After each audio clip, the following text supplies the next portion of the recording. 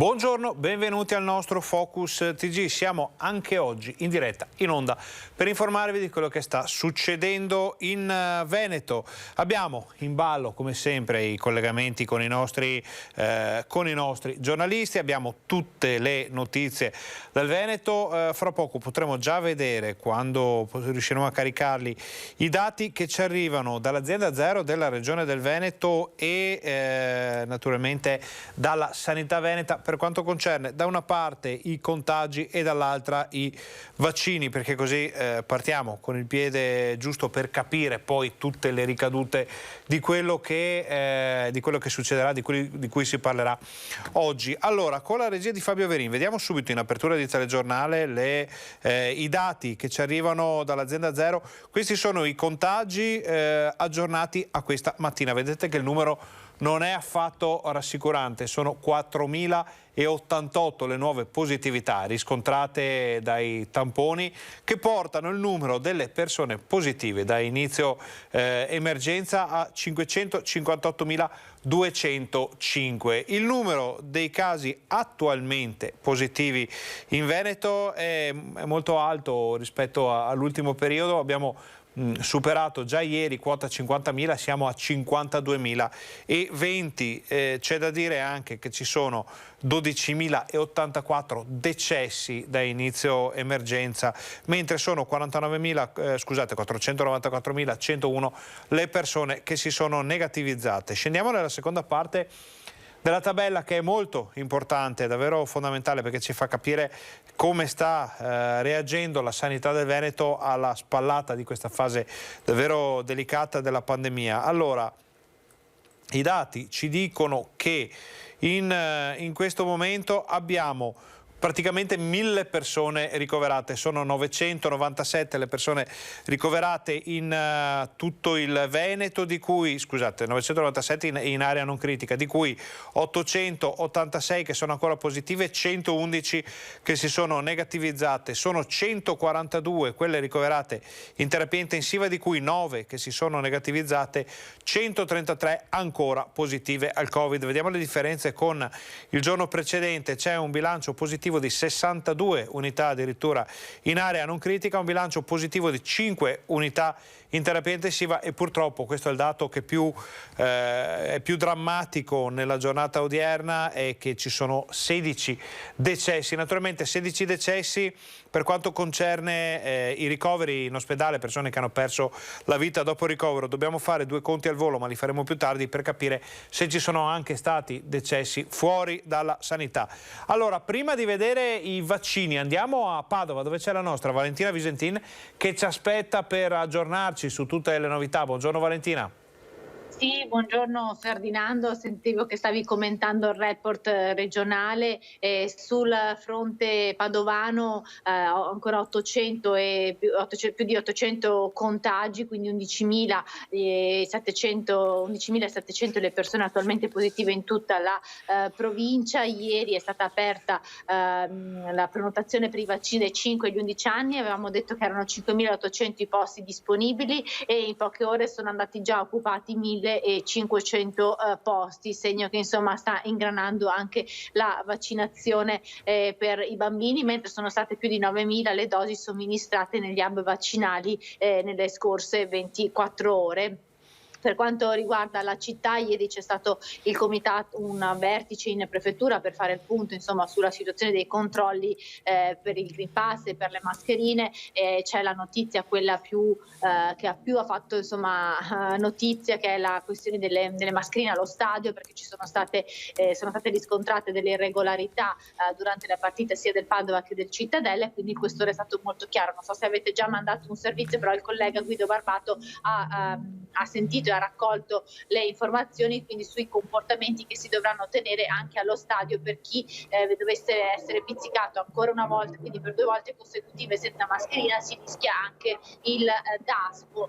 Allora Valentina, ti interrompo perché così vediamo il servizio sul DASPO, sui possibili situazioni di DASPO ai tifosi senza mascherina, che ha preparato la vostra redazione. Poi torniamo da te per tutto il resto. Padova Sud Tirol e Cittadella Ascoli nel mirino della questura di Padova. Durante i 2 match giocati nell'ultimo fine settimana, molti dei tifosi sugli spalti erano senza mascherina. Quello degli stadi è un problema da affrontare, ha detto il questore Sbordone. Non c'è collaborazione, in particolare dalle tifoserie ospiti, e si è visto anche nelle ultime partite all'Euganeo e al Tombolato di Cittadella, ha ribadito il capo della Polizia di Padova. In entrambi gli stadi c'è l'obbligo di indossare la mascherina. Dai servizi sul posto e dalle riprese video sono state rilevate alcune decine di tifosi, in particolare ultras ospiti, che non l'avevano, quindi in forma generalizzata. Il fenomeno era invece più sparso tra i tifosi locali. Una volta individuati dalle immagini, i tifosi senza mascherina verranno multati. Dopo la seconda identificazione senza mascherina scatterà il DASPO, il divieto di accesso alle manifestazioni sportive, che può avere una durata dai 2 ai 5 anni. Valentina, so che ci sono anche altri argomenti in scaletta oggi, ad esempio quello della qualità della vita, perché sembra un po' particolare, un po' strano parlare di qualità della vita in questo periodo così complicato ormai da quasi 2 anni, però le classifiche sulle città in cui si vive meglio continuano a uscire. Padova, che pare che Padova abbia perso un paio di posizioni, mi confermi? Sì, è vero, l'avevamo già detto ieri, questa perdita di queste 2 posizioni.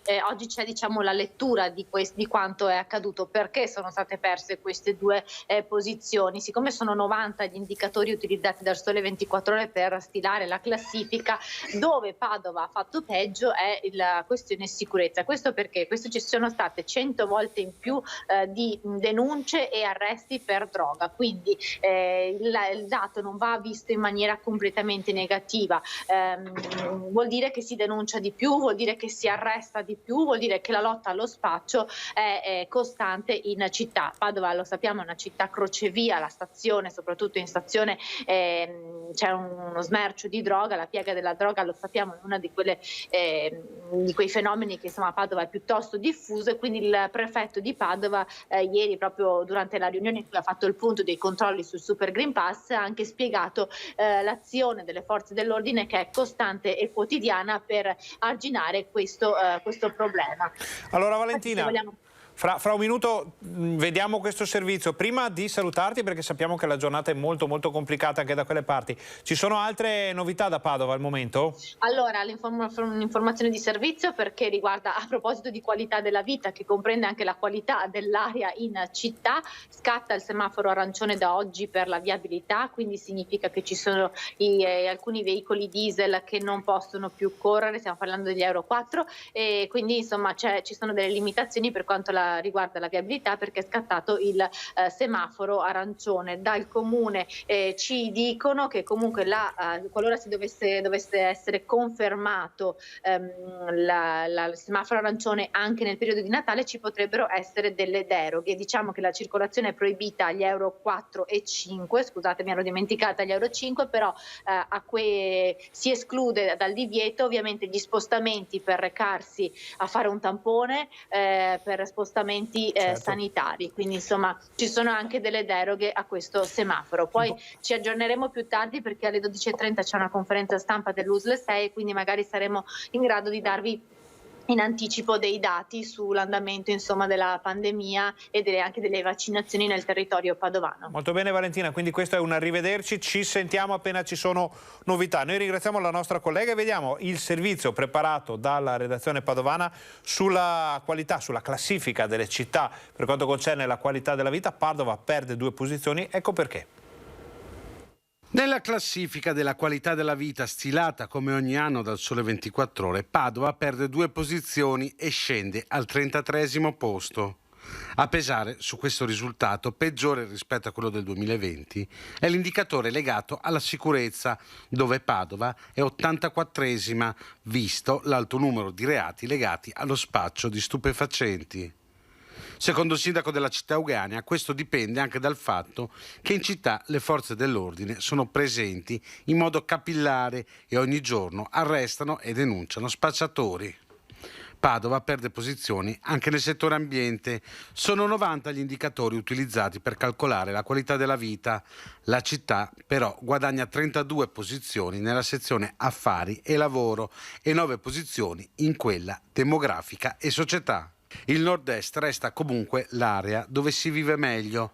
Al primo posto della classifica del Sole 24 Ore, infatti, c'è Trieste. Verona e Treviso, rispettivamente ottavo e decimo posto, sono le migliori del Veneto.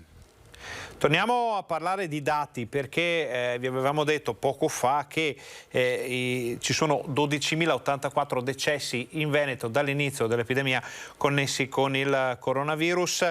La sanità regionale ci dice che i decessi sono 16 negli ospedali. In realtà il numero è più alto perché qui non vengono conteggiate le persone che perdono la vita fuori dalla sanità regionale, quindi a casa, purtroppo in altre situazioni, magari in una casa di riposo. In realtà i decessi da conteggiare oggi ufficiali sono addirittura 19, quindi un numero che non ricordiamo da molto tempo. Ci pare di ricordare che numeri così alti veramente non siano mai giunti nelle tabelle, nei grafici ufficiali che ci fornisce l'azienda Zero nelle ultime settimane. Questo non è certo un bel segno. Abbiamo visto tante nuove positività, 4.088, stiamo andando purtroppo molto rapidamente verso il 15% di area non critica impegnate, di posti in area non critica impegnati. Allo scattare del 15% sappiamo che arriverà matematica, la zona gialla. Zai aveva posto come limite per questo cambio di colore il fine settimana. È plausibile pensare, se arriveranno anche domani dati simili, che ci si arriverà addirittura anche prima, quindi manca solo la conferma della matematica, ma il Veneto si avvia davvero ad andare in zona gialla a Natale. Ne parliamo fra pochissimo perché adesso noi facciamo una breve pausa pubblicitaria. Voi state con noi, torniamo fra poco, siamo in diretta fino alle 13:30.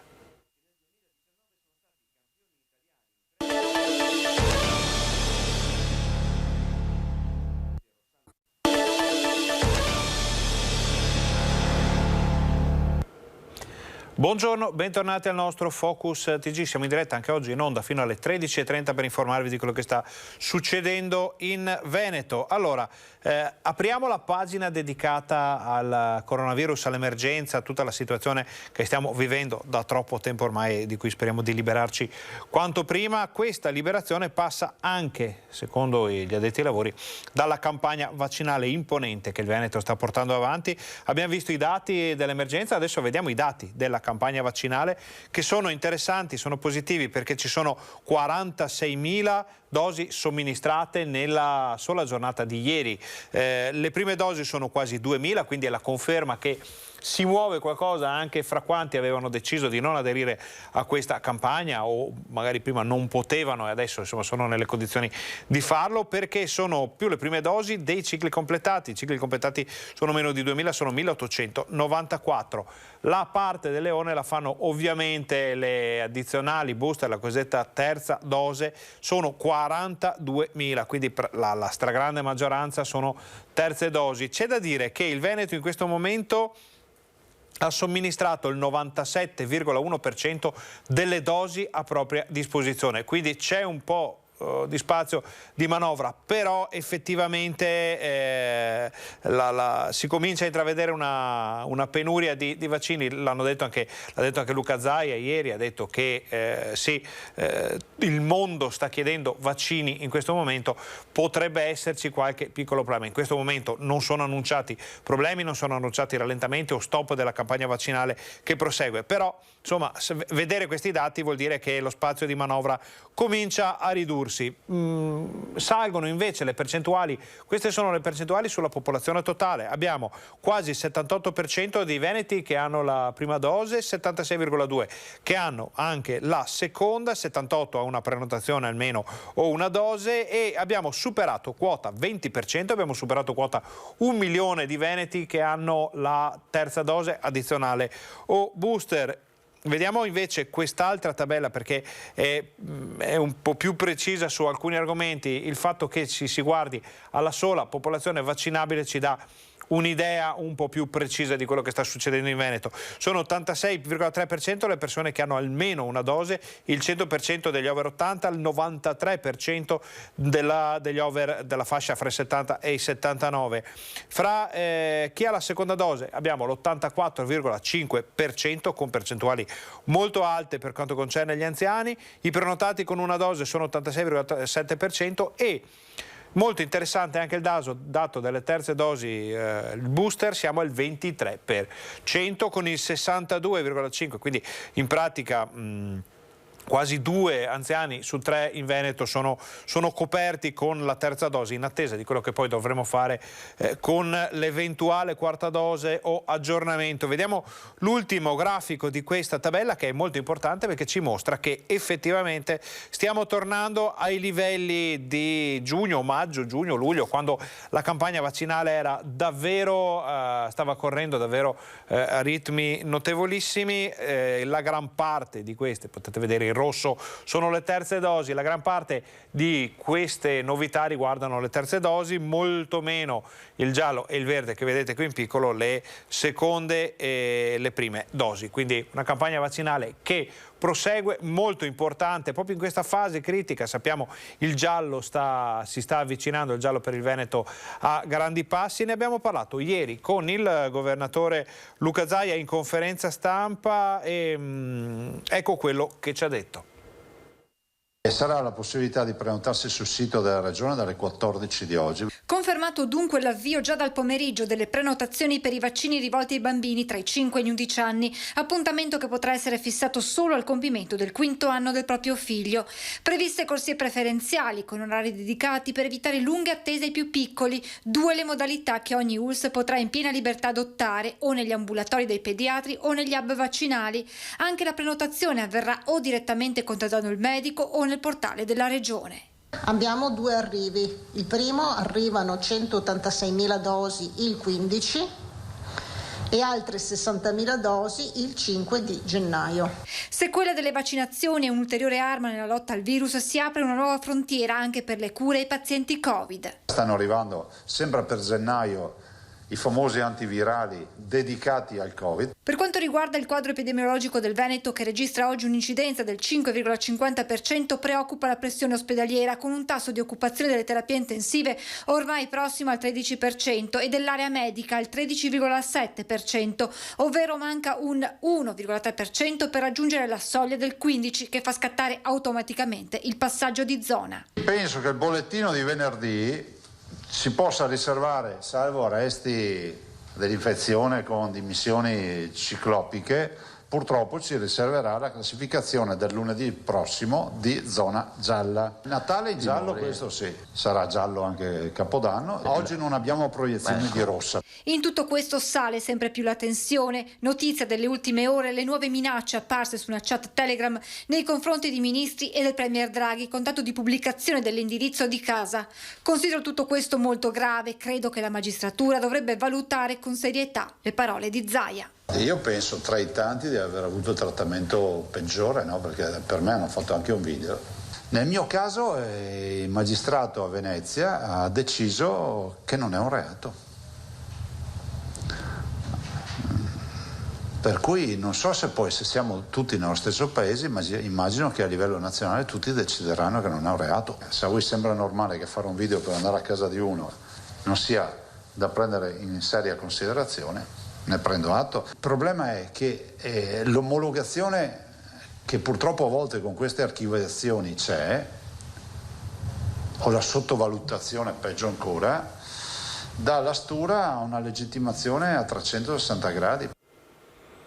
Sul tema del Covid arrivano notizie poco rassicuranti dalla provincia di Venezia, dove sono state segnalate 2 positività, 2 casi di variante Omicron. Si tratta di 2 coniugi di Mira, ci dicono i nostri colleghi della redazione di Venezia, rientrati dal Sudafrica. Ecco il servizio. Eccola la variante Omicron del Covid. È stata sequenziata nel laboratorio di citogenetica dell'ospedale dell'Angelo di Mestre. La variante è stata contratta da 2 coniugi residenti a Mira, rientrati da pochi giorni dal Sudafrica. Sono i primi 2 casi in provincia di Venezia.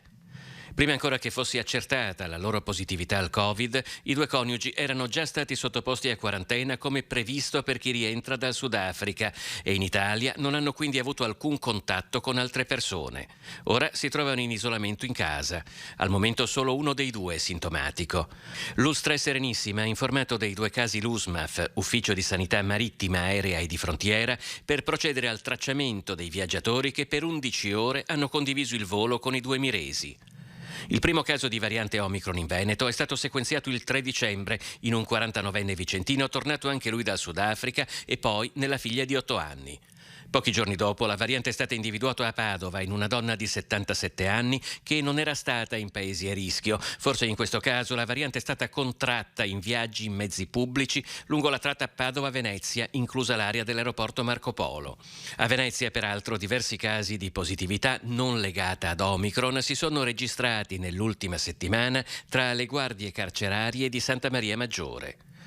In Italia i casi di variante Omicron sono una trentina e in Europa quasi 1700. In alcuni paesi come l'Inghilterra Omicron si sta diffondendo a ritmi definiti fenomenali. A Londra rappresenta il 40% di tutte le infezioni. Ci arrivano anche delle notizie dall'ANSA sull'argomento più importante di questi giorni, ovviamente l'emergenza coronavirus e quello che si sta facendo per combattere questa fase così delicata del Covid. Il ministro Speranza dice che i numeri di questi giorni sono molto incoraggianti. Ieri 500.000 di dosi di vaccino anti-Covid sono state inoculate, ovviamente a livello nazionale. In totale sono state superate le 100 milioni di dosi di vaccino somministrate in Italia dall'inizio della campagna vaccinale, che ricordiamo è partita subito dopo Natale del 2020, immediatamente dopo tra Natale e l'Epifania c'è stata la presentazione, le prime inoculazioni, vi ricorderete, con le dirette, con le interviste, con un inizio anche un po' stentato a causa di uno scarso approvvigionamento di dosi. Poi invece è partito tutto, abbiamo visto i grafici pochi minuti fa, grafici importanti in questi ultimi giorni, con oltre 46.000 dosi inoculate in un giorno in Italia. Quindi per le prime dosi nelle ultime settimane ce ne sono state 450.000, dice il ministro Speranza. Molte le prenotazioni anche per i più piccoli. Ricordiamo che parte anche in Veneto dalle prossime ore, dal 16 si parte con la vaccinazione per i più piccoli. Dovremmo avere anche qualche servizio delle nostre redazioni per approfondire questo tema. Lo vediamo dopo la pubblicità, perché adesso noi facciamo una brevissima pausa. Voi state con noi perché torniamo fra pochissimo.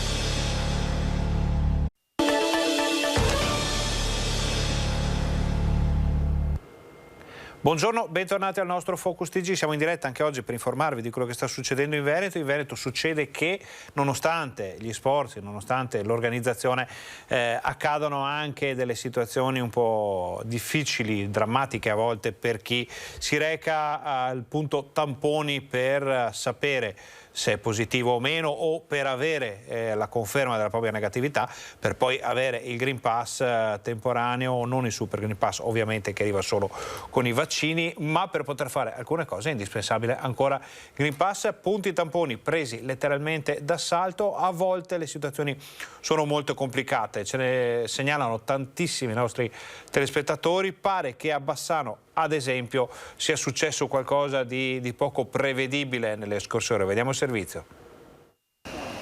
Punto tamponi dell'ospedale San Bassiano. Anche questa settimana inizia con lunghe code, ore di attesa, cittadini positivi mischiati a quelli negativi.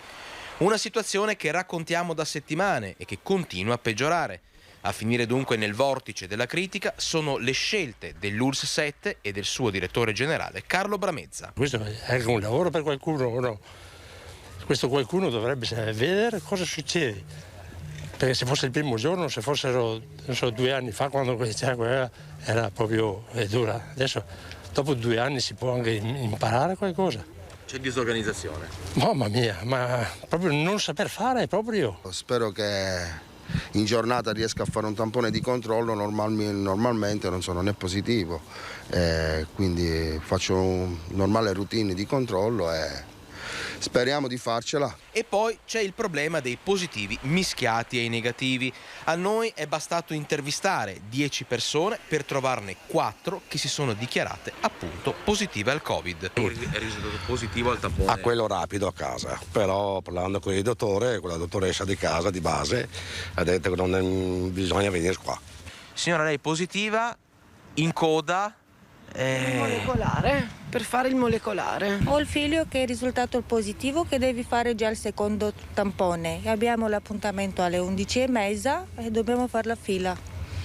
Quindi io direi che sarebbe meglio da fare una fila in macchina. Cioè ognuno si porta il virus per sé. Sai che sono mica tanto bene organizzati. Naturalmente continuano ad arrivare, anche questa mattina ne sono arrivate di segnalazioni riguardanti disagi più o meno grandi. Addirittura una persona ci ha segnalato, poi la stiamo contattando per avere tutte le informazioni del caso, che ieri c'è stata un'attesa dalle 10 alle 17 per avere un tampone. Sono parecchie ore, tra l'altro ieri anche giornata non pessima dal punto di vista meteorologico. Ci chiediamo cosa potrebbe succedere in caso di abbassamento improvviso delle temperature. Sappiamo che il meteo, pur rimanendo l'alta pressione nell'immediato futuro fino a Natale, presenterà dei giorni con temperature anche molto basse. Che cosa potrebbe succedere in questi casi? Lo vedremo poi nel TG Bassano di questa sera. Andiamo avanti con le notizie sul Covid. Parliamo stavolta di Padova, perché è stata presentata la campagna di vaccinazione dei bambini dai 5 agli 11 anni. L'ULSS 6, contestualmente ad altre aziende sanitarie del Veneto, ha aperto le prenotazioni. Ci sono già quasi 6.000 posti disponibili. 5.800 posti subito a disposizione. L'USL 6 Ogane ha aperto le prenotazioni per la vaccinazione anti-Covid ai bambini tra i 5 e gli 11 anni. Sono circa 56.400 quelli residenti nella provincia di Padova e ad oggi è tra le fasce più colpite dai contagi. Verrà somministrato il vaccino Pfizer in quantità ridotta rispetto al dosaggio destinato agli adulti. Tutti i pediatri sono fermamente convinti che sia una cosa da fare. La vaccinazione nei bambini è una vaccinazione opportuna, direi necessaria per la tutela della loro salute innanzitutto. Il 18 e il 19 dicembre saranno i pediatri ad andare a vaccinare i piccoli in 3 hub vaccinali della provincia: il padiglione 6 della Fiera a Padova, Este per la Bassa Padovana e Cittadella per l'Alta. Ci saranno le corsie dedicate esclusivamente ai bambini, ma il grosso della vaccinazione verrà fatta negli ambulatori pediatrici. Si dovrebbe partire già ad inizio della prossima settimana, quando arriveranno le prime dosi. Quindi tutti i pediatri che saranno disponibili e che avranno anche le situazioni ambientali adeguate per poter vaccinare, vaccineranno anche nei loro studi. La seconda via sarà quella della vaccinazione negli hub.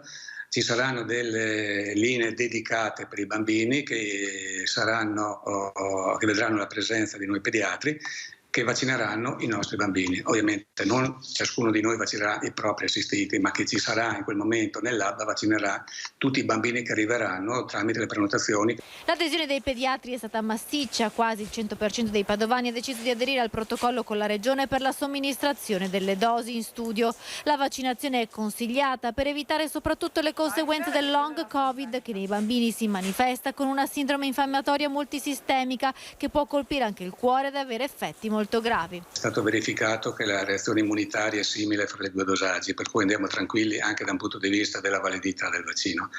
Ai genitori diciamo: vacciniamo i bambini per tutelare la loro salute. Era una storia che riguarda comunque i vaccini, le vaccinazioni, il Covid, le scelte personali di ognuno di noi. Ce la racconta la nostra redazione di Treviso.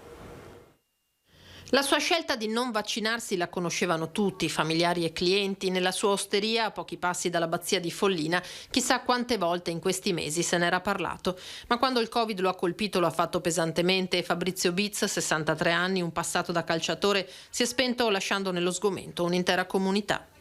Fabrizio non voleva vaccinarsi, non diceva che era una scelta personale da fare, che lui rispettava, come ha sempre rispettato nella sua vita, le idee degli altri, però non voleva vaccinarsi, anche di fronte al fatto che io qualche volta gli avessi detto: guarda che con la tua attività sei portato a incontrare tante persone e probabilmente sei più a rischio di tanti altri. Lui diceva: ma vediamo, ognuno può fare le sue scelte, però è una scelta che gli è costata cara. Che stesse male lo sapevano in pochi, l'osteria era chiusa per dei lavori di ristrutturazione, anche in casa l'oste aveva nascosto alla moglie le sue reali condizioni. La quale poi si è resa conto dopo il secondo giorno che le cose stavano un po' precipitando e, andando contro anche il suo volere, l'ha fatto ricoverare. I funerali di Fabrizio Bitz saranno celebrati mercoledì alle 14:30 nella chiesa di Valmareno. La speranza del sindaco è che l'osteria, un servizio per la comunità prima che un'attività commerciale, possa riaprire. Anche la moglie del 63enne ha contratto il virus, ma essendo vaccinata in forma lieve. Anch'io nello stesso periodo sono stato positivo al Covid. Però stando a quello che mi è stato detto dai medici, l'ho avuto in forma lieve perché eravamo tutti vaccinati in famiglia, per cui vorrei invitare proprio da questa emittente a coloro che non sono ancora vaccinati, li inviterei proprio, avendolo passato personalmente e avendo vissuto questa tragedia che ci coinvolge anche come famiglia, che fosse meglio pensarci sopra bene. E sulle vaccinazioni, soprattutto sulla terza dose, interviene anche il sindaco di Padova, che ha deciso di partecipare attivamente alla campagna di sensibilizzazione su questo argomento. Il vaccino ci salverà tutti quanti. Bisogna avere fiducia nella scienza, nei medici, usare le mascherine, stare attenti. Non possiamo tornare indietro, per cui la salute viene la prima cosa. Il sindaco di Padova è in prima linea per sostenere la campagna di sensibilizzazione alla terza dose del vaccino anti-Covid. Contro le fake news e contro la propaganda Novax, il comune risponde con l'impegno a divulgare informazioni corrette. La nuova campagna prevede la distribuzione nelle case dei padovani di oltre 100.000 dépliant informativi. Padova, con il 93%, resta comunque una delle città del Veneto con la percentuale più alta di vaccinati. Io prendo la mia responsabilità. Come ho chiesto di fare mascherine, ho fatto un'ordinanza più che chiesto, ma la stessa cosa vale per incentivare la terza dose. Come ho chiesto di non fare manifestazioni, mi sono preso anche la responsabilità di dire anche noi non facciamo certe cose, tipo la Befana piuttosto che il concerto. Bisogna essere in linea. La salute è la prima cosa. Dopo tutto il resto viene. Chi rischia in questo caso è chi non ha fatto il vaccino, per cui da qua va la nostra operazione di incentivare ulteriormente i vaccini. Bisogna vaccinarsi, dobbiamo tenere la mascherina, dobbiamo stare attenti all'igiene personale. Io penso nessuno vuole ammalarsi, no? Nei volantini anche il volto del sindaco insieme ai tanti padovani che hanno già scelto di vaccinarsi con la terza dose. Il primo cittadino, per tutelare la salute dei padovani, ha deciso anche di annullare gli eventi di piazza come il concerto di Capodanno e il falò della Befana. Per essere coerenti, come stiamo a chiedere che non facciano manifestazioni? Dopo, per i primi noi ne facciamo, mi è pianto il cuore dire non facciamo la Befana con i bambini. La faremo in altra modalità, nei quartieri, nelle parrocchie, in qualche maniera distribuiremo lo stesso alle case.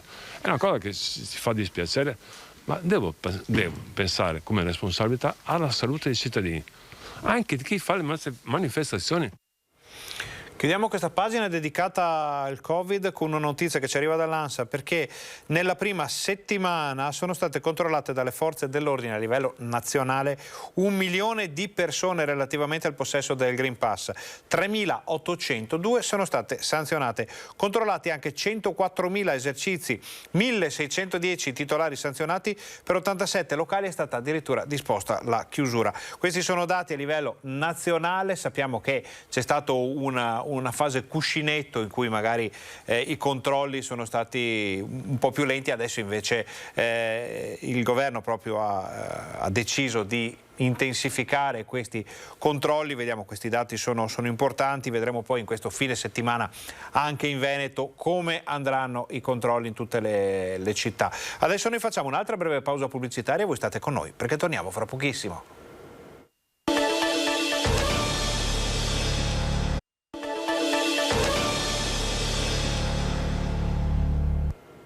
Buongiorno, bentornati al Focus TG. Abbiamo chiuso temporaneamente, perché siamo pronti a riaprirla non appena arriveranno collegamenti, informazioni, novità, la pagina dell'emergenza coronavirus. Passiamo alla pagina importante, corposa della cronaca. Andiamo a Vicenza, perché il capoluogo Berico si scopre improvvisamente esposto a fenomeni di violenza, a fenomeni di microcriminalità. Sappiamo che Vicenza vive da tempo una situazione ormai quasi endemica, collegata allo spaccio, con tutta una serie di situazioni di microcriminalità, appunto, però adesso qualcuno incomincia ad avere davvero paura.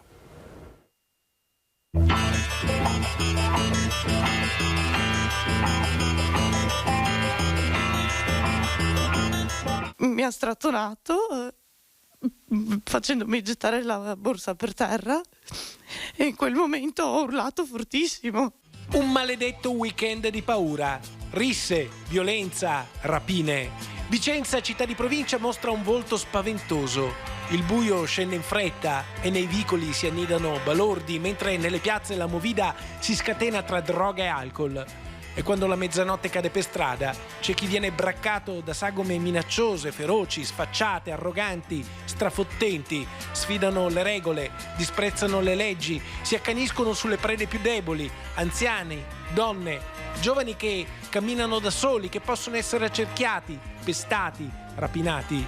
Nel weekend un pizzaiolo, finito il turno, viene inseguito, cerca riparo in un locale, in piazzetta San Paolo, ma viene letteralmente trascinato fuori e pestato senza pietà. Nelle stesse ore in Viale Retenio una ragazza viene bloccata mentre torna a casa da 3 balordi. Uno di loro la assale violentemente. Lei ripercorre quegli attimi terribili tra le lacrime. Mi ha preso per il braccio, provando a togliermi la borsa. Io ho posto resistenza per pochi secondi. E allora lui mi ha strattonato facendomi gettare la borsa per terra e in quel momento ho urlato fortissimo, ho continuato a urlare finché non sono riuscita a dargli un colpo e scappare in mezzo alla strada sperando che qualcuno passasse. Sì, dopo, quando sono arrivata nell'ambulanza, hanno guardato il mio cappotto e c'era un buco, come se un oggetto appuntito avesse avesse pugnalato. E ho guardato la mia schiena e c'era un livido.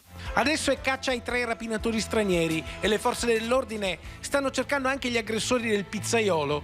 Ma questi personaggi vigliacchi e sfrontati che terrorizzano i cittadini di sera sono gli stessi che girano per il centro storico e per Campomarzo anche durante il giorno. Sono le stesse persone che girano in Campomarzo e per altri motivi, non sono invisibili, sono persone che possono essere facilmente riconosciute e che purtroppo ho anche paura di rincontrare.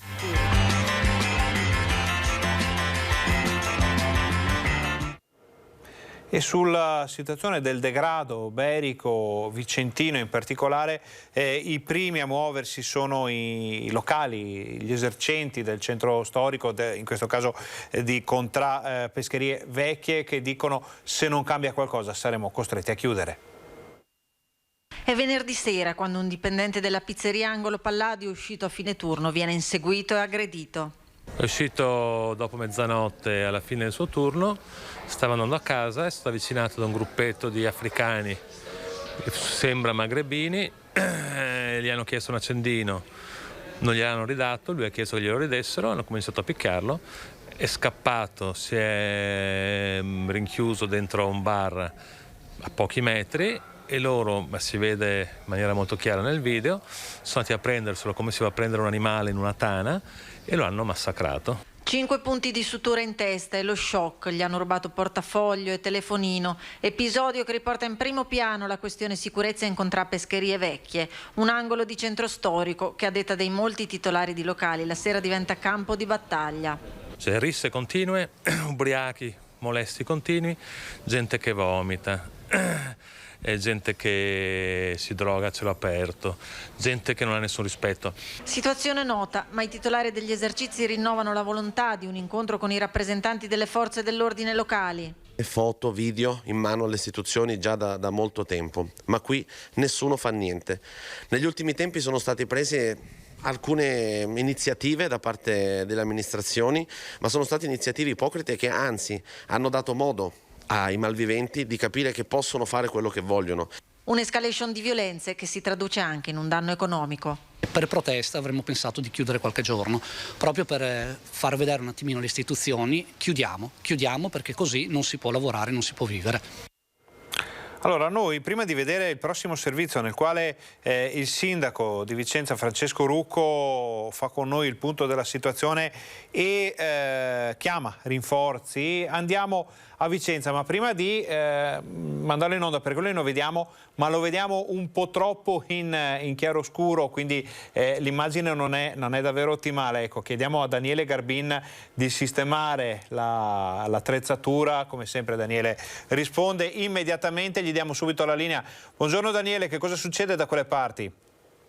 Buongiorno Ferdinando, buongiorno ai telespettatori. Sono in zona Campomarzo e sono appena uscito dalla conferenza stampa di presentazione dei lavori di sistemazione del parco giochi. Il parco giochi di Campomarzo, ecco, è importante proprio per l'amministrazione riuscire a fare tutto quello che serve per riportare le persone, le famiglie a far vivere il parco. Ecco, noi abbiamo proprio assistito ai lavori di posa di una serie di rinnovi delle attrezzature per bambini e poi anche l'avanzamento del cantiere per l'accesso proprio per carrozzine, disabili. Ecco, è lo sforzo che sta facendo l'amministrazione un po' anche in altri parchi giochi della città, nelle scuole e nelle aree verdi, ma qui ha un sapore anche legato ovviamente alla sicurezza dopo quello che è successo, al di là poi delle iniziative che l'amministrazione comunale sta decidendo di prendere sul piano della sicurezza vera e propria. Anche questo è un intervento in un parco giochi, ma è proprio quello che dicevo prima, la voglia di riportare le persone a presidiare il territorio e invogliandole. Ecco, c'era l'assessore Ierardi, il sindaco Rucco annunciato non era presente, avevamo voglia anche di fare qualche domanda in più. Anche dopo quello infatti ieri ho appena visto il pezzo che è stato andato in onda ieri, poi ecco, è già annunciato che sarà anche l'intervento del sindaco. Ecco, però il tema sicurezza resta proprio sempre sullo sfondo, resta sempre presente anche quando magari si parla d'altro, Ferdinando, proprio perché questa è una zona simbolo sia da una parte proprio dell'immagine e della qualità di vita della città, sia dall'altra proprio per l'emergenza di criminalità legata allo spaccio di droga. Ecco, questo... Daniele, ti chiedo un'informazione proprio su questo tema. Allora, noi abbiamo visto i servizi, naturalmente ci sono casi eclatanti, ci sono fatti che accadono e che scuotono un po' le coscienze anche dei vicentini, ma il vicentino medio in questo momento quale atteggiamento ha nei confronti della sicurezza? C'è paura, c'è una percezione della sicurezza che limita magari la vita quotidiana dei vicentini, o comunque la gente continua a fare la propria vita? Ma diciamo che potremmo dividerla, questa è la mia sensazione personale attraverso le testimonianze e il colloquiare proprio banalmente anche per lavoro. È come se ci fosse la fascia serale e la fascia di certe zone, semplicemente non si frequenta, non si esce, anche zone come questa, proprio di Piazzale Bologna. Come dire, le persone sanno che a una certa ora non è consigliabile muoversi e se lo si fa bisogna essere accompagnati. Non c'è accettazione, c'è rabbia, però in qualche modo si cerca di girare intorno al problema, si evita proprio di mettersi in una situazione di pericolo in determinate zone e in determinate ore. Però ovvio che può, come dire, essere un problema che può essere risolvibile magari occasionalmente, però la questione di fondo resta. Certo. Quindi si vede lo sforzo fatto dall'amministrazione, non a caso anche nell'ultimo rapporto sulla qualità di vita. Dal punto di vista proprio della sicurezza, Vicenza ha guadagnato delle posizioni a testimonianza anche del l'intervento che è stato fatto dall'amministrazione è proprio mirato al rafforzamento in questo ambito, ha perso in altri settori ma in questo è stato guadagnato. Ecco, molto bene, Daniele. Molto da fare. Daniele, allora ti chiedo una cortesia di restare qui con noi mentre vediamo il servizio con l'ultima intervista disponibile al sindaco Francesco Rucco sul tema della sicurezza. Poi torniamo da te per le ultime notizie da Vicenza. Vediamo il servizio intanto. Bisogna fare in modo che una volta individuati i responsabili paghino veramente con pene certe, senza alcuno sconto all'interno delle carceri, quindi attraverso una detenzione che non permetta la reiterazione di questo tipo di reati, altrimenti tutto il lavoro viene vanificato. Francesco Rucco invoca la certezza della pena, lo chiede politicamente da sindaco, tecnicamente da avvocato. Se il Parlamento non inasprisce le pene previste per chi viola il codice penale, la violenza e la delinquenza dilagheranno perché non troveranno argini, ma col tema giuridico si intreccia quello politico. Che gli autori di questi reati siano persone in difficoltà che sono arrivate anche dall'estero e che oggi abbiano proprio difficoltà anche di natura economica è evidente a tutti, cioè si è fatto entrare ogni tipo di persona senza un controllo, senza un supporto, un inserimento sociale. Oggi paghiamo le politiche migratorie del passato. Alta tensione anche sulla movida del centro storico, in particolare in piazza Pescherie Vecchie, dove tra alcol e droga esplodono spesso anche le risse. Stiamo facendo delle azioni mirate, non possiamo più tollerare certe condotte. Ho chiesto direttamente alla polizia locale, sempre nell'ambito dell'orario in cui può intervenire, quindi fino alla 00:30, di fare controlli mirati per evitare appunto che succedano situazioni di degrado o comunque violazioni anche di normative in materia di somministrazione di bevande. Mercoledì l'esplosione di violenza in centro storico verrà portata dal sindaco sul tavolo della prefettura per il comitato Ordine e Sicurezza. Lavoreremo sicuramente, questa è la proposta che abbiamo fatto anche noi, per la richiesta anche di un supporto di vigilanza privata qualora ci possano essere le condizioni di autorizzazione da parte del signor prefetto, da parte del comitato Ordine e Sicurezza, e quindi la situazione insomma va monitorata, non va assolutamente lasciata andare. Queste erano le parole del sindaco di Vicenza Francesco Rucco. Torniamo da Daniele Garbin. Daniele, prima di lasciarti andare, sappiamo che nel TG, immaginiamo che nel TG di stasera, TG Vicenza, si tornerà a parlare di sicurezza, di questa situazione che coinvolge Vicenza, che si scopre un po' debole sotto questo profilo. Sì, infatti confermo, gli spettatori li aspettiamo appunto questa sera, perché ci sarà una ripresa anche con la proposta clamorosa degli esercenti delle zone che hanno minacciato una chiusura proprio anche simbolica per sollecitare qualche azione efficace, l'abbiamo detto prima, e quindi andremo a sentirli anche per capire meglio dove si vuole, quali sono le richieste effettive. Ecco, il sindaco ha annunciato l'intervento dei vigilantes, servirà, staremo a vedere, ecco, per cui verrà ripreso. Il tema oggi nel TG Vicenza è anche quello dei vaccini esposto, dei bambini, ecco il tema. Da una parte la collega Lisa Bertini ha preso stampa con l'USL per capire proprio quali sono le novità dal punto di questo fronte, e anche la scuola, per cui nel TG di Vicenza avremo anche questo argomento, che è il focus sulla vaccinazione degli scolari. Ecco, questo rimando a questa sera in apertura e nel finale. Dal punto di vista della cronaca abbiamo una segnalazione di un incidente a Torre Berlicino, di una signora che è rimasta ferita, e un fermo di un 36enne dei carabinieri per degli furti in appartamento a Chiampo. Sarebbero stati ritrovati nella sua abitazione degli arnesi da scasso. Quindi tanta cronaca, tante ricadute della sicurezza nel TG Vicenza questa sera. Grazie Daniele, buon lavoro, intanto ci sentiamo se ci sono altre novità. Perfetto, arrivederci Ferdinando. Noi torniamo in studio, ma solo per lanciare l'ultima pubblicità. State con noi, torniamo fra pochissimo e siamo in onda fino alle 13:30.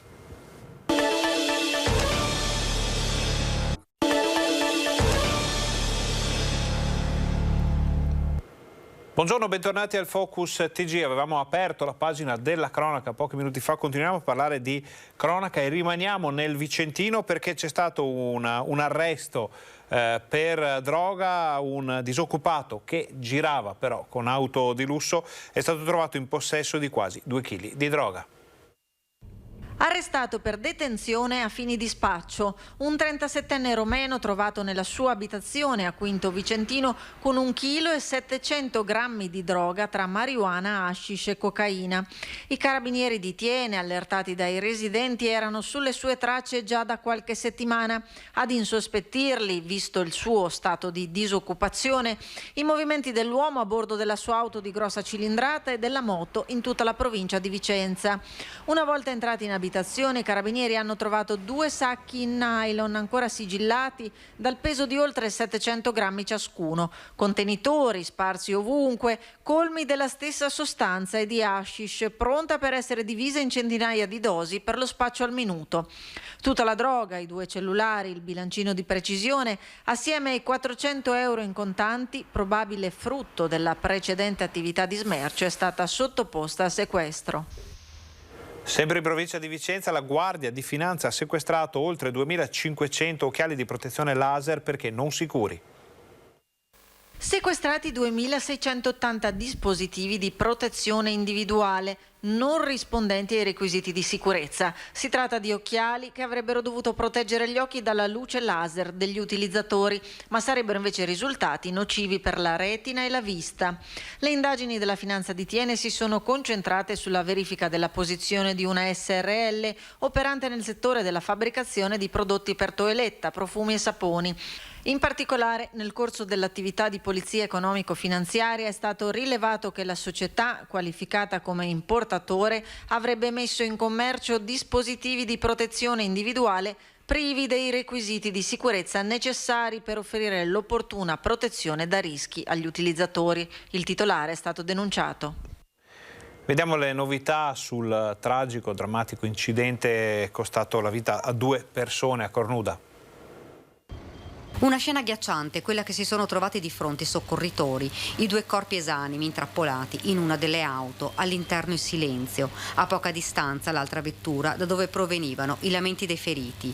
Le 2 vittime sono Deborah Colle, morta sul colpo, la giovane era già scampata ad un altro grave incidente, un destino maledetto che ieri non le ha lasciato scampo. Era nata e cresciuta a Santa Giustina nel Bellunese, dove viveva con la mamma e il papà Ezio, conosciutissimo nel mondo del calcio, essendo stato arbitro del CSI. Aveva lavorato come commessa e stava cercando un impiego. Una famiglia che è veramente chiusa nel dolore. Come amministrazione, come comunità di Santa Giustina ci stringiamo attorno alla famiglia, ai familiari in questo momento difficile. L'amico che guidava l'auto, Adriano Corona, 34 anni compiuto lo scorso maggio, amava la montagna, la natura ed il suo lavoro di pizzaiolo che lo portava a trascorrere lunghi periodi nel Primiero, ma anche spostarsi per l'Italia per fare la stagione. Un frontale che ha sconvolto più comunità. È accaduto ieri nel tardo pomeriggio, a terra, i segni dell'ennesima tragedia della strada. Da una prima ricostruzione sembra che la Skoda Ottavia, che viaggiava sulla Feltrina in direzione Montebelluna, all'improvviso abbia sbandato finendo nell'altra corsia proprio mentre sopraggiungeva la Nissan Qashqai. Al vaglio dei carabinieri il motivo che ha portato l'automobilista ad invadere la corsia opposta. Un impatto violentissimo, un boato, poi un silenzio surreale. Immediatamente si sono fermate alcune auto di passaggio ed è scattato l'allarme. Sul posto, oltre alle forze dell'ordine, diverse ambulanze e i vigili del fuoco che hanno liberato gli occupanti delle 2 macchine bloccati tra le lamiere. I 3 feriti della Nissan, tutti stranieri, sono stati portati via in diversi ospedali. Il più grave è stato elitrasportato all'ospedale di Treviso. Le sue condizioni sono stabili. Sulla strada le 2 auto, la parte anteriore completamente distrutta. Tutte e 2, dopo l'impatto, sono finite contro il guardrail. Lungo la Feltrina, in quel punto esatto, gli automobilisti passano, rallentano i segni della tragedia ed il dolore di altre 2 vite spezzate. Abbiamo altre notizie anche sull'incidente che è avvenuto a Padova, dove una persona ha perso la vita dopo essere caduta con lo scooter in via Goito.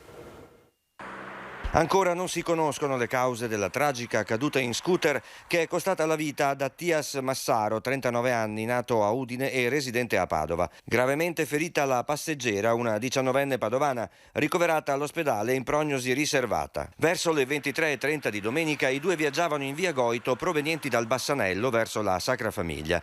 All'altezza del passaggio pedonale del ponte Goito, la passerella che porta in via San Pio X a Città Giardino, lo scooter è finito contro un palo, per poi rimbalzare sulla sede stradale. Tra le ipotesi, una frenata improvvisa dello scooterista sul fondo stradale ghiacciato oppure un colpo di sonno. Sul posto, per i rilievi, la polizia locale di Padova. E chiudiamo questa pagina della cronaca con un intervento del prefetto di Treviso che interviene nella vicenda della giovane cameriera aggredita da un cliente che non voleva far vedere il Green Pass.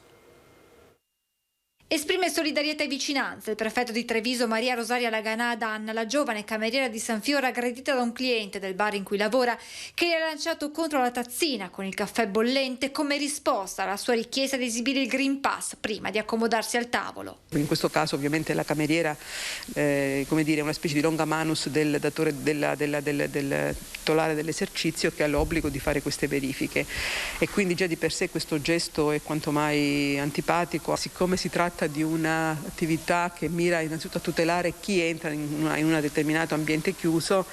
Ecco, anziché essere contenti e ringraziare la persona, veramente avere questo oggetto, questa stizza. Ma quanto accaduto a questa cameriera sembra un episodio isolato, guardando anche il bilancio dei controlli in questa prima settimana di applicazione del Super Green Pass. Sono state 20.000 le persone controllate in tutta la Marca, poco meno di 80 le sanzioni comminate nei confronti di cittadini sprovvisti di certificazione verde o senza i dispositivi di sicurezza.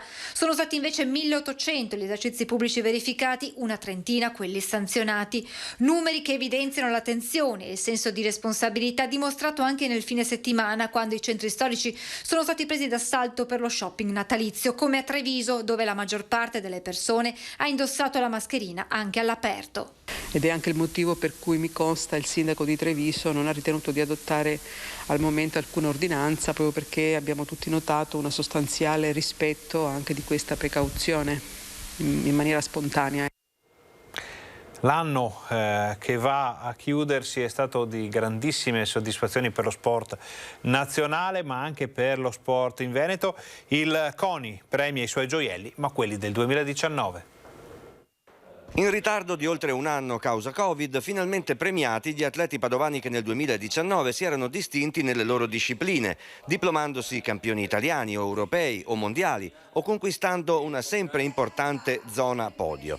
Il tempo trascorso non ha fatto bene all'evento organizzato dal CONI provinciale. Molti atleti erano assenti e hanno delegato un familiare al ritiro delle onorificenze. Non c'era Paola Egonu, la pallavolista di Cittadella premiata per il secondo posto ai mondiali 2018 di volley femminile. Nemmeno Liam Bertazzo di Tribano, terzo ai mondiali e agli europei di ciclismo su pista in seguimento a squadre 2018 e nel frattempo campione olimpico a Tokyo nella stessa specialità.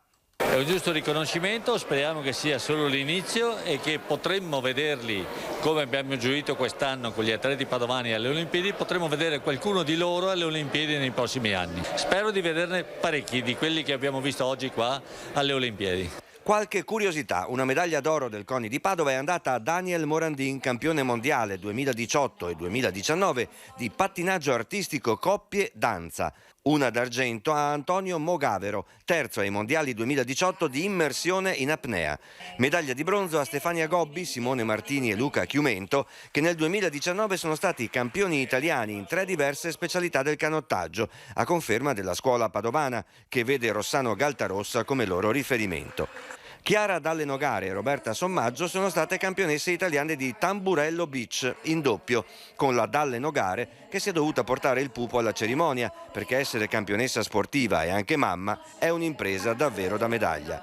Riconoscimenti al merito sportivo anche a storici dirigenti dello sport padovano, ne citiamo solo alcuni: Gino Agostini, Gianpietro Piccoli, Vitaliano Spiezia, Massimo Schiavon. Andiamo avanti con le altre notizie però che sono importanti, che ci arrivano spesso da voi telespettatori. C'era stato segnalato nella giornata di domenica un afflusso davvero importante di auto non solo sulla Val Sugana, ma in generale nella zona della Val Brenta, un collo di bottiglia per chi conosce l'area, piuttosto impressionante. Ne abbiamo parlato col sindaco. Questa è la situazione domenica sera in località Valstagna di Val Brenta. Il centro del paese completamente bloccato, intasato dalle auto di rientro dalla montagna. Traffico completamente in tilt anche in quello che è uno dei punti neri della viabilità, la statale Valsugana, soprattutto nella strozzatura di Carpanè. A questo si aggiunge la chiusura sino a febbraio lungo la provinciale del Ponte di Oliero e il patatrack è bello che servito. Purtroppo ieri, causa mercatini, sciate e quindi gite fuori porta, probabilmente c'è stata un'anticipazione e quindi sono entrate un numero consistente di macchine prima delle 17. Quindi il primo provvedimento ovviamente che assumeremo è quello di anticipare la chiusura della strada in modo che questo non si verifichi. A questo ci si è messa pure un'altra questione. Avendo chiuso il ponte di Oliero c'è stato un numero consistente di auto che anziché fare il giro da Enego è sceso da Foza e quindi la combinazione di queste due situazioni ha creato il caos che si è verificato ieri. Il problema più grosso, oltre al disagio, è quello legato a eventuali interventi di mezzi di soccorso, impossibilitati a svolgere la loro funzione in queste condizioni. Una preoccupazione che attanaglia il sindaco Ferrazzoli. Il comune si trova tra Incudine e Martello, ci dice, perché le strade in questione sono di competenza sia della provincia che dello Stato. Con ANAS e con la Regione continuano gli incontri per verificare le prime ipotesi progettuali del bypass di Carpanè e quindi l'apertura del ponte di Oliero in tempi brevi per noi è di fondamentale importanza. Assalto, questo però è positivo come tema, anche al centro storico di Treviso, ne abbiamo parlato con il sindaco di Treviso che ci dice trevigiani disciplinati, ordinanza mascherine al momento inutile.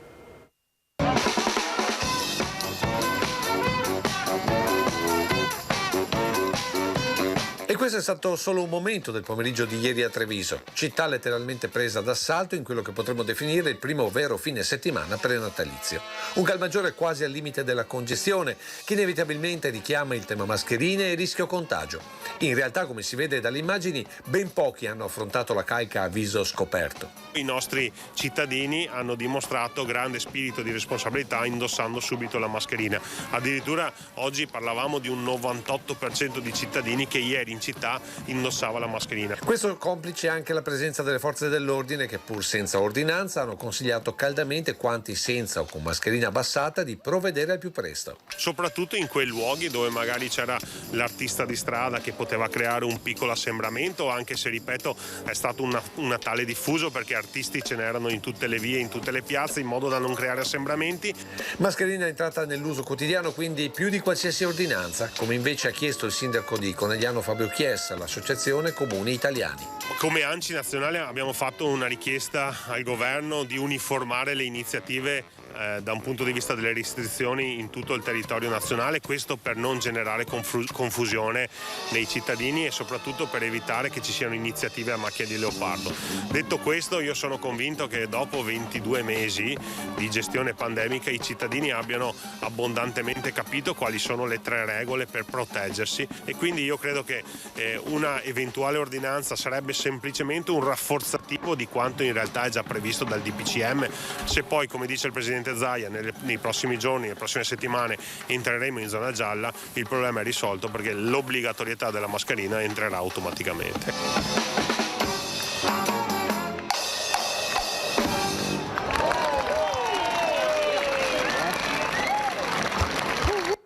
Questo tema arriva proprio in questo momento nella mail della nostra redazione un'ordinanza, una notizia di un'ordinanza del comune di Marostica, siamo nella Pedemontana, cittadina turistica di importante riferimento per tutto il territorio.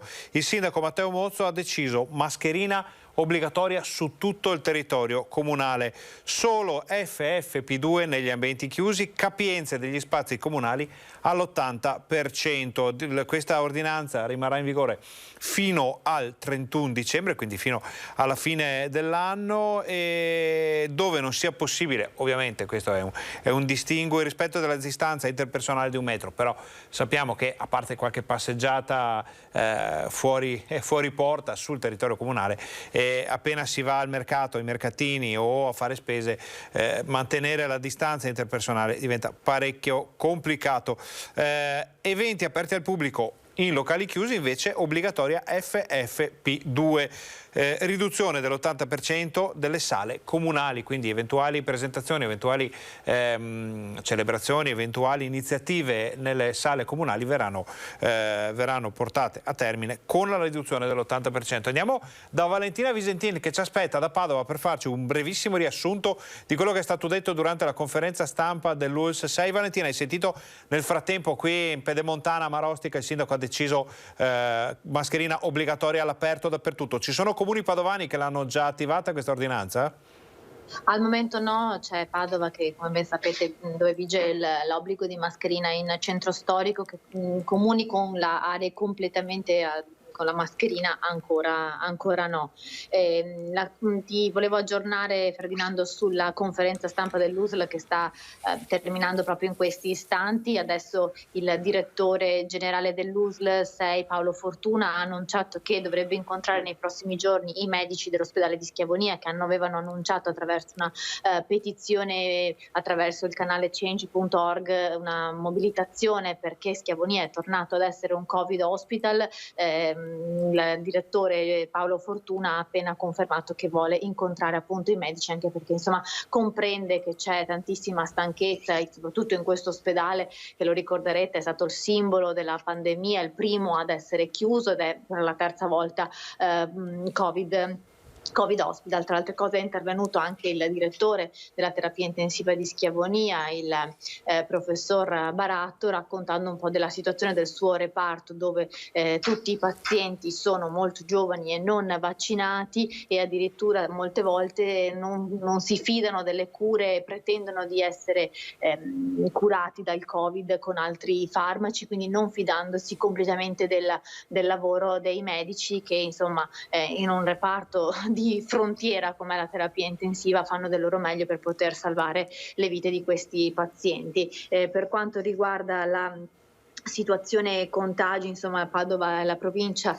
viaggia su tra i 600 e gli 800 casi al giorno, c'è un aumento di casi nella fascia 5-11 anni e soprattutto la fascia 40-50 anni è quella più colpita. Ci sono 162 classi in quarantena, ma il dato che fa riflettere è la questione delle case di riposo, perché in questo periodo un anno fa c'erano tantissimi contagi e molti morti in case di riposo. Possiamo dirvi che quasi tutte le case di riposo padovane sono Covid free. Si registra la casa di riposo Beggiato di Conselve, che aveva registrato un numero di casi nelle scorse settimane, si è completamente negativizzata, tutti i pazienti stanno bene. Al momento ci sono solo 4 anziani in 4 case di riposo positivi al Covid, ma si tratta di anziani completamente asintomatici, quindi una situazione completamente diversa da quella dell'anno scorso. Certo. Si è completata la terza dose su quasi tutti i pazienti, c'è un piccolo cluster con 3 persone, con 3 ragazzi di una comunità di disabili che sono risultati positivi, ma sono monitorati e curati attraverso la terapia dei monoclonali. Insomma, qui ecco, parliamo di contagi, è vero che aumentano, ma guardando il bicchiere mezzo pieno rispetto alla situazione dell'anno scorso non abbiamo il peso importante dei malati delle case di riposo. Ricordiamo ai nostri telespettatori, Valentina, che proprio nelle prime ore immediatamente successive alla chiusura dell'ospedale della Bassa Padovana, perché alcuni non amano che lo si definisca di Schiavonia perché magari è sotto il comune di Monselice, quindi è un ospedale che copre tutto un territorio. Comunque noi eravamo davanti alle transenne in diretta a raccontare quella che poi è diventata una triste quotidianità, una drammatica quotidianità anche per altri ospedali. Sappiamo che dovrebbe esserci anche qualche manifestazione di protesta da parte dei sanitari nei prossimi giorni proprio a Schiavonia. Sì, appunto, proprio sabato era prevista e hanno lanciato questa manifestazione attraverso il canale change.org. Si prevede per sabato questa mobilitazione dei sanitari, ma il direttore generale dell'USL Paolo Fortuna ha detto che vuole incontrare tutti i medici proprio per chiarire questa situazione, per cercare di rincuorarli, insomma cercare un punto di incontro alla luce di questa manifestazione di protesta comprensibile da parte di questi medici che sono ormai stanchi perché da quasi 2 anni sono sempre in prima prima linea.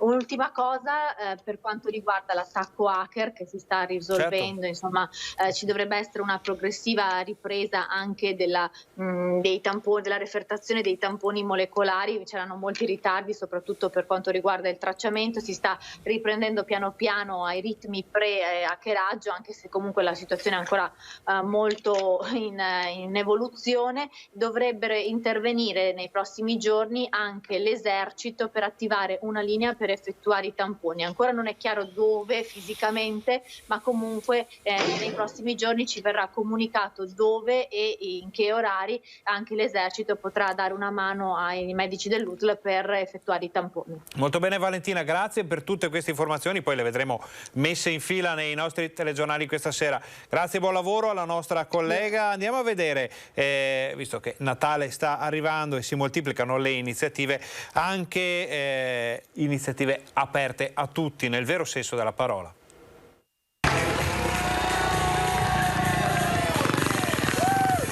Far vivere la gioia del Natale regalando qualche ora in allegria tra regali portati direttamente da Babbo Natale e le emozionanti evoluzioni di motocross. Anche quest'anno lo show natalizio a tema motori di crossabili e del campione di freestyle Alvaro Dalfarra è arrivato a Belluno. È un progetto che è unico ed è una figata. Che cosa significa per lei lavorare con questi ragazzi?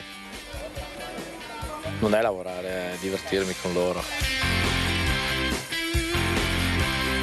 1600 i ragazzi dei centri diurni del Veneto coinvolti in 7 giornate ricche di emozioni. Eccolo lì, Babbo Natale! Sta arrivando! Facciamo un applauso a Babbo Natale! Direttamente dalla Finlandia. Il sorriso e la felicità di questi ragazzi e ragazze è per Alvaro, Mattia e gli altri volontari protagonisti di Natale per tutti il regalo più bello. È più bello dare di ricevere, quindi io sono paraplegico e riuscire a mettermi a disposizione, dimostrare che i limiti sono frutto della mente è la cosa che mi dà più energia e più voglia di mettermi in gioco. Faccio questo solo per sentirmi dire grazie dai ragazzi e per farmi abbracciare forte e vedere l'amore vero.